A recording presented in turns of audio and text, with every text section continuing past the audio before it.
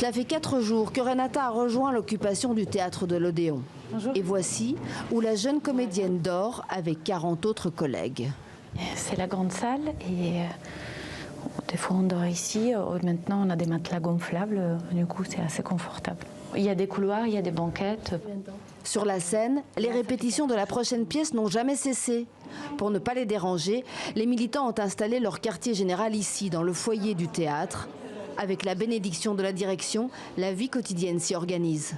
Voilà, on a reçu beaucoup de dons, de produits d'hygiène, de habits, de coussins, de matelas gonflables. Pendant la journée, chacun sa tâche. Renata assure la coordination avec les autres mouvements.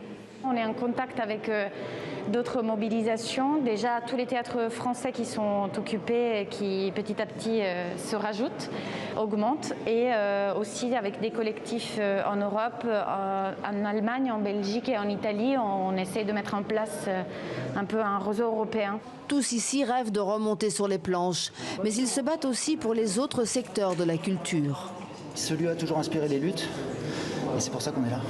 Et parce qu'en plus, c'est un théâtre national et un théâtre public.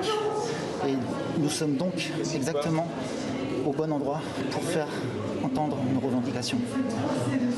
Ce représentant syndical revient d'une réunion avec le Premier ministre et la ministre de la Culture. Les nouvelles sont plutôt mauvaises. Nous sommes absolument déçus par le rendez-vous. On nous a lâché des miettes, des quelques aumônes et surtout pas ce que nous attendions. Il n'y a pas d'ouverture, il n'y a pas de plan de relance, de plan d'aide à la reprise, ou quasiment rien, 20 millions d'euros. Chaque jour, de nouveaux théâtres à Paris et en France sont investis par des artistes, bien décidés à résister le temps qu'il faudra.